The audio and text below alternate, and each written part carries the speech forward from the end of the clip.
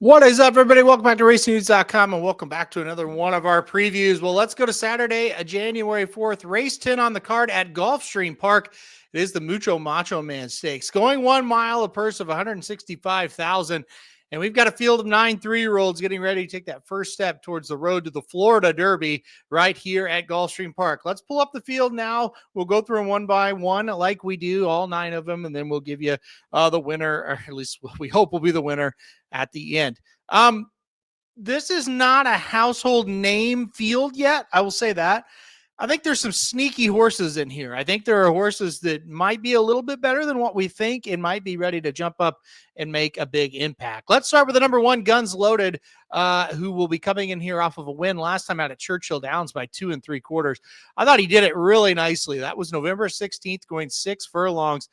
He ran a pretty darn good race to get the win here. Got the lead, never looked back, and just thought that, hey, this is one that's got a big future. Before that, the horse debuted on August 31st at Saratoga in a 7-furlong race, maiden special weight. Got second, beaten 5 lengths by Dapper Moon. Now, Dapper Moon, pretty nice horse that beat him that day. Dapper Moon also had a little bit of experience as well. He went on to finish, fourth, and then first when dropping down in class. But he went on to face some tough horses like the Breeders' Cup Classic type, or the Breeders' Cup Juvenile, the Breeders' Futurity, races like that. So Dapper Moon kind of pointed to the moon after that win there at Saratoga over Guns Loaded, and did okay. He really has not, embarrassed himself whatsoever. So a good loss is how I would phrase it, and then a nice win for the number 1, Guns Loaded. The number 2 horse is Macho Music. This is a horse that was a loser on debut, but ran pretty well. Got second right here at Gulfstream Park. Broke the maiden against Florida Bred Companies in the next start by almost 10 lengths. Just dominated the field. Shipped up to Keeneland after that and won an allowance by 4.5, and then was 4th last time out in a stakes at Keeneland. Now, all races have been 5, 5.5, or 6 furlongs, so stretching out to the 1-turn mile today at Gulfstream is a question mark. But from a speed figure standpoint, the 2 races at Keeneland pretty much stack up with anybody. So it'll be interesting to see how this horse does. I think he's in with a big-time chance. Jose Ortiz gets aboard here for this one. So see what happens. It's another horse with a lot of speed. I think he'll get out of the gate well. By McKellen's Music out of a Tapit mare. So I think a 1-turn mile definitely within the realm of possibility here. So the number 2, Macho Music, another one though, kind of impressive when you watch the replays. This horse can run a little bit. The number 3 is McKellen. McKellen was a debut winner right here at this distance at Gulfstream Park, the 1-turn mile, and a maiden special weight, won by a half length.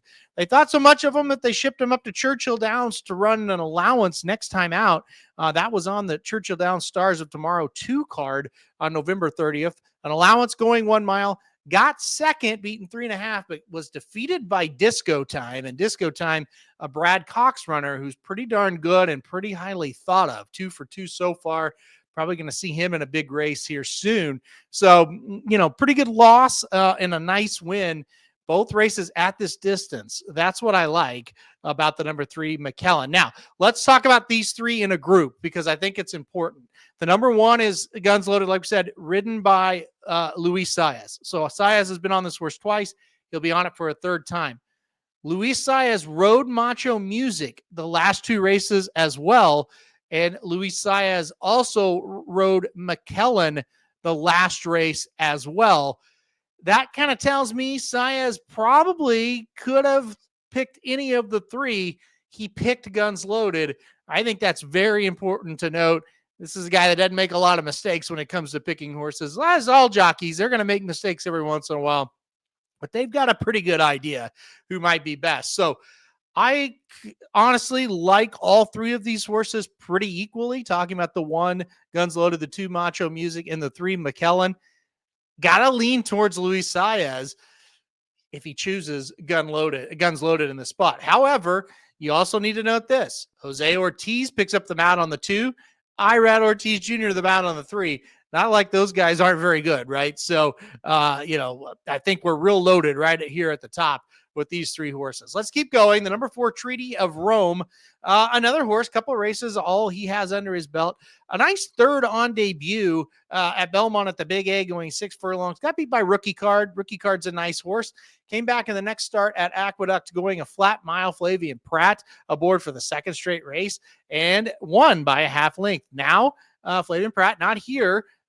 He is at Oaklawn Park. So Dylan Davis picks up the mount here for Chad Brown. And look, this is another horse, not a household name yet, not anybody to get like crazy excited about yet.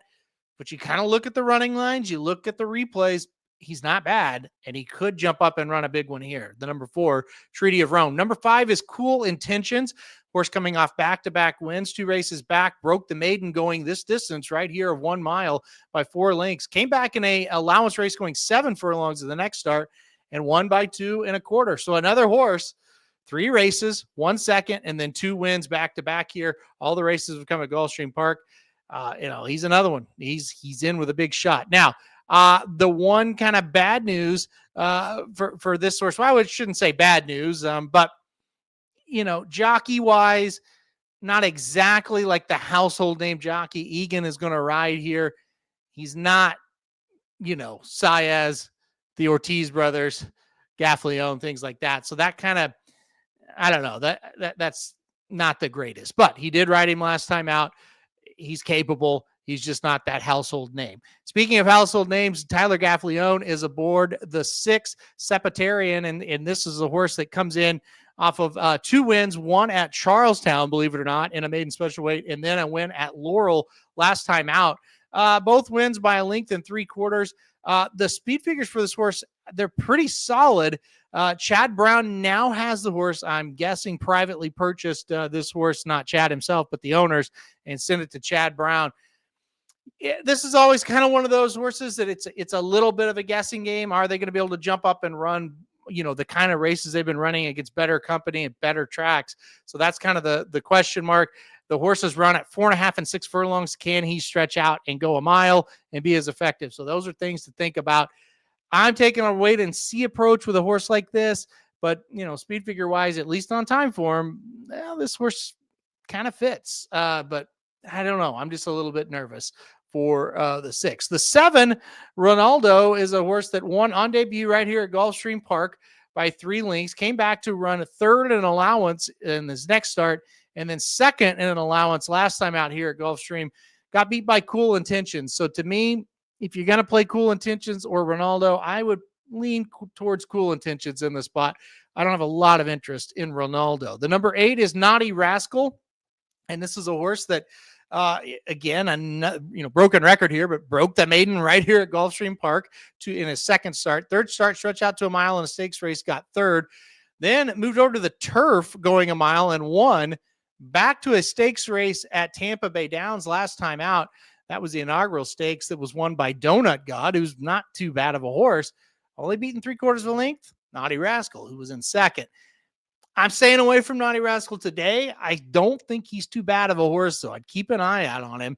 But today, I don't know, maybe in a little too tough. And then finally, the number 8, Sonic Scadaddle, very interesting horse as well. No running on debut.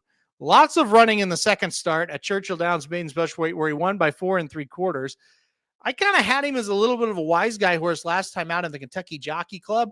He was not a wise guy horse at all. He did no running in that race. 9th, beaten 19. He's very inconsistent. His best probably gives him a shot. I don't know. I have a hard time supporting him in this one. Gaffleone was on last time. He's not on this time. So kind of a wait and see, I think, for me, again, on Sonic Scadaddle. Like I said, I kind of liked him just a bit last time. Didn't do a whole lot of running.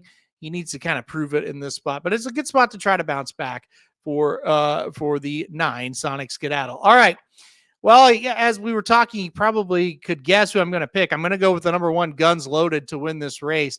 And again, I do really like Guns Loaded, Macho Music, and McKellen. Those are the 3 I have the most interest in. Treaty of Rome probably is, you could throw into that kind of space as well. But I just think, with science picking Guns Loaded seemingly over the 2 and the 3, I just think that's the one to go with. So number 1, Guns Loaded for me to win the Mucho Macho Man. All right, guys, that'll do it for our preview of this race. Thanks everybody for watching. Hit the like button if you like the video. Hit subscribe. You really like it. Want to get alerted anytime we do videos like this. And most importantly, good luck if you're betting Gulfstream Park on Saturday.